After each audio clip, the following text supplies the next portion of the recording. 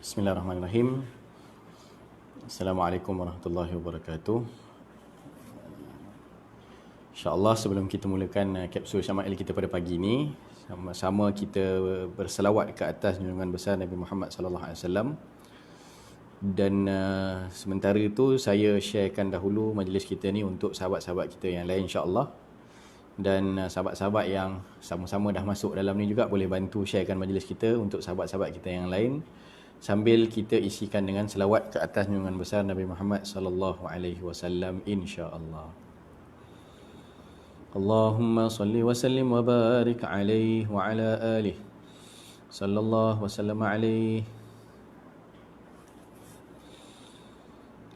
Allahumma salli wa sallim ala nuril anwar wa sirril asrar wa tiryaqil aghyar wa miftahi babil yasar Sayyidina wa maulana Muhammadinil Mukhtar wa alihil athhar wa ashabihil akhyar adada ni'amillahi wa ifdalih.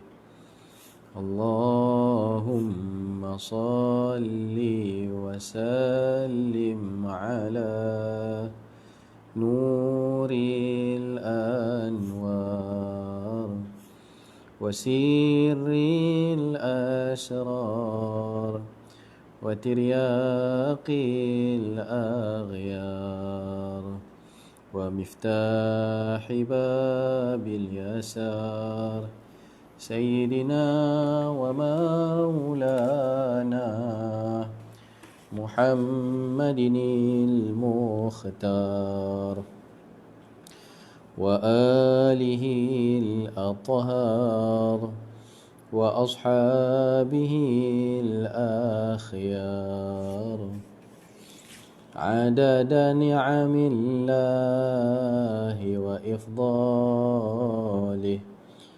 Allahumma salli wa sallim ala nuril anwar wa sirril asrar wa tiryaqil aghyar wa miftahi babil yasar Sayyidina wa maulana Muhammadinil Mukhtar wa alihil athhar wa ashabihil akhyar adada ni'amillahi wa ifdalih.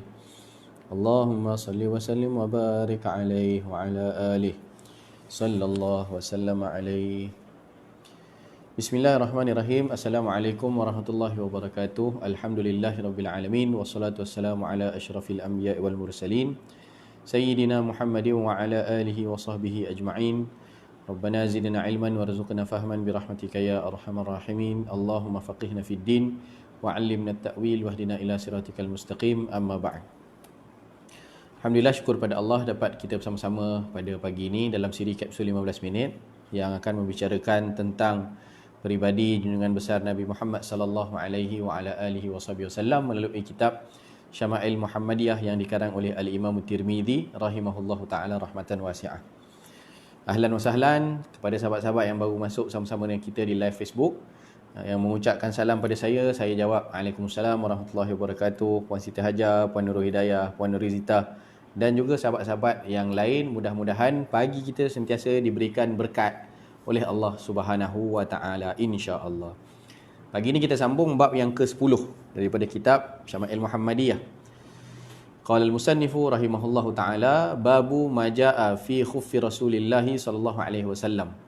Bab yang menceritakan tentang khuf baginda Rasul sallallahu alaihi wasallam. Baik, ada dua hadis dalam bab, simple sahaja.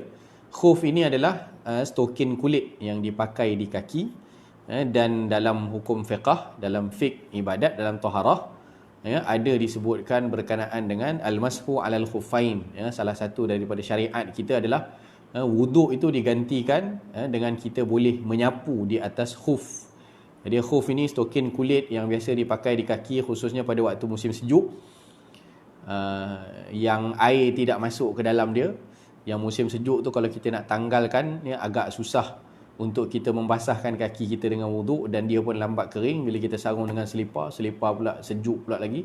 Jadi itu akan menyebabkan ada kepayahan, masyaqqah pada kaki kita untuk menahan sejuk air. Maka dipakai stokin kulit di bahagian kaki itu, itulah namanya khuf. Dan ada syarat dia lah, tidak berlubang, kemudian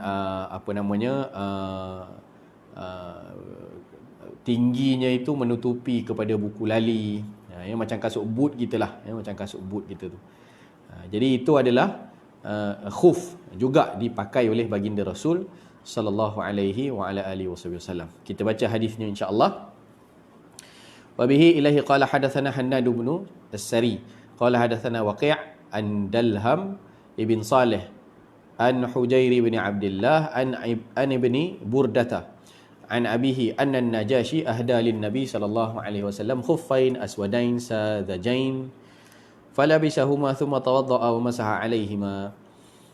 Daripada Ibnu Buraidah, daripada ayahnya, sesungguhnya Raja An-Najashi. Baik, An-Najashi adalah gelaran bagi raja-raja.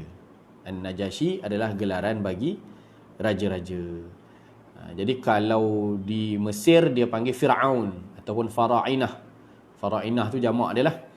Fir'aun tu Raja Mesir. Raja Mesir. Nama dia Ramsis. Nama dia Ramsis. Jadi begitu juga gelaran itu, kalau An-Najashi ini adalah gelaran bagi Muluk An-Najashi. Muluk Al-Habsyah. Dia raja-raja negara Habsyah. Jadi negara Habsyah tu rajanya digelar dengan An-Najashi. Kalau di Mesir rajanya digelar dengan Fir'aun gitu.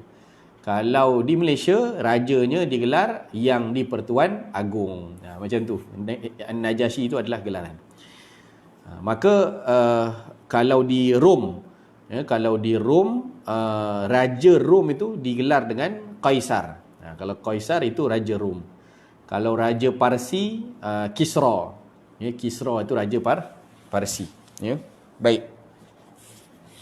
Jadi itu Habsyah ini pula adalah tempat yang dekatlah dengan umat Islam, di mana Habsyah ini menjadi tempat pertama hijrahnya umat Islam, iaitu sekitar 10 ke 12 orang yang berhijrah kerana mendapat tekanan yang luar biasa daripada musyrikin Mekah.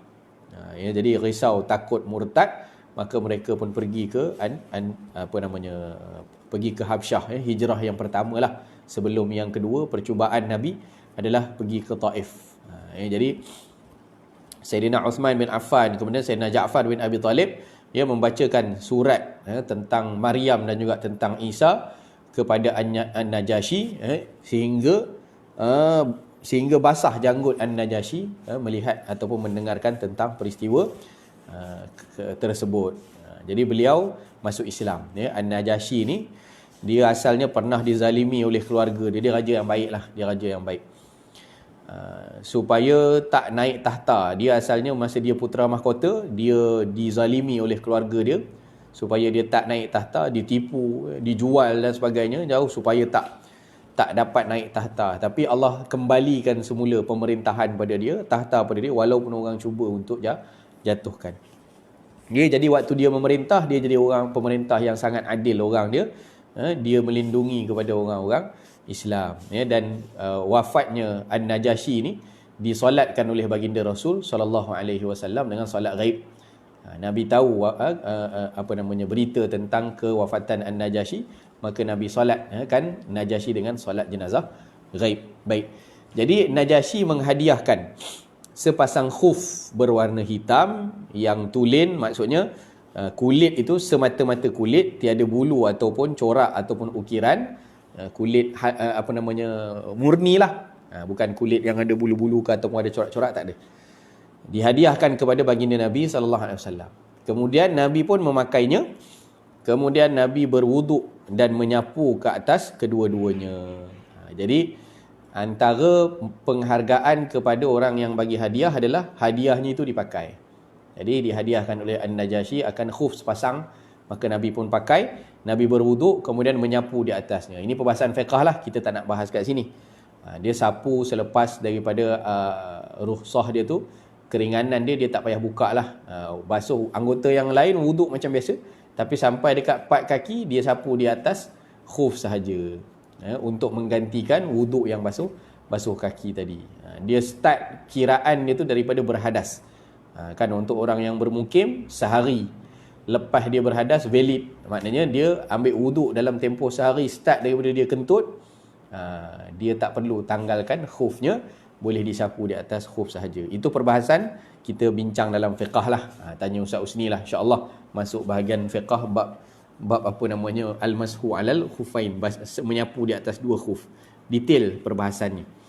Cukup sekadar kita mengetahui bahawa dalam hukum adanya dibenarkan untuk menyapu di atas khuf untuk menggantikan wuduk bahagian kaki. Wa bihi ilahi qala hadatsana Qutaibah bin Sa'id qala hadatsana Yahya bin Zakaria bin Abi Zaidah anil Hasan bin Ayyash an Abi Ishaq an Sya'bi qala Al-Mughirah bin Syu'bah ahda dihyatu lin Nabi sallallahu alaihi wasallam khuffain falabisahuma wa qala Israil an Jabir an Amir wa jubbatan falabisahuma hatta takharraqa la yadri an-nabiy sallallahu alaihi wasallam adakiyun huma am la. Qala Abu Isa Abu Ishaq hadha huwa Abu Ishaq Asy-Syaibani wa ismuhu Sulaiman. Daripada Al-Mughirah bin Syu'bah radhiyallahu anhu, Dihyah ni pun seorang sahabat Nabi juga, masyhur dalam hadis, kalau malaikat Jibril alaihissalam kalau datang mengajarkan agama kepada sahabat-sahabat, kepada datang jumpa Rasulullah, kalau Jibril menyerupai keadaan seorang manusia, maka Jibril akan menyerupai mukanya tu macam seolah-olah muka mirip lah muka seorang sahabat yang namanya Dihyah. Dan beliau ini radhiyallahu anhu jadi duta untuk hantar surat Nabi kepada raja-raja untuk masuk Islam. Jadi Dihyah menghadiahkan sepasang khuf kepada Nabi sallallahu alaihi wasallam, kemudian Nabi pun memakainya. Maka Israil meriwayatkan daripada Jabir, daripada Amir, sepasang khuf dan juga sehelai jubah. Jadi ada riwayat lain khuf dan juga jubah. Baginda Nabi SAW memakai kedua-duanya sampai koyak. Ini pun menghargai, pakai sungguh lah, pakai habis, sampai koyak. Maknanya menghargai hadiah daripada orang, diguna sebaiknya. Baginda Nabi SAW tidak mengetahui sama ada khuf itu diperbuat daripada kulit binatang yang disembelih ataupun tidak. Jadi Nabi taklah dibagi hadiah dia orang nak kena siasat dulu asal usul sampai ke dalam-dalam. Tidak begitu. Apa beza kulit binatang yang disembelih ataupun tidak? Kulit binatang yang disembelih itu boleh terus dimanfaatkan, basuh macam biasa saja. Tapi kalau binatang yang tidak disembelih, bangkai lah, maka dia adalah najis. Dia akan jadi suci bila disamak, maka kena samak dulu. Berkata Abu Ishaq ini adalah Abu Ishaq Asy-Syaibani, ini berkenaan dengan rawi. Nama sebenar beliau adalah Sulaiman. Jadi perkara asal sumber hukum ni yang kita tak tahu asal usul, asalnya dia harus. Tapi kalau kita diminta untuk berhati-hati, maka itu adalah bahagian daripada warak. Cuma kita taklah dituntut untuk pergi sampai ke dalam-dalam kan, untuk kita siasat. Contoh kita pergi beli dekat kedai, dia bagi-baki kan, kita baru hulur RM10, bagi-baki RM2. Kita tanya, ini RM2 ni asal daripada duit mana ni? Tak ada lah sampai macam tu kan. Nak kena siasat sampai ke dalam-dalam kan. Tak ada dituntut kita macam itu. Nabi dihadiahkan dengan khuf, tak ditanya pun khuf ni semelih ke tidak ke apa. Okey. Jadi itulah dua hadis yang kita bahaskan dalam bab yang ke-10 ni. InsyaAllah ada rezeki kita akan sambung lagi bab yang ke-11 dan yang bab berikutnya, insya-Allah bab yang cerita tentang capal baginda Rasul sallallahu alaihi wa ala alihi wasallam.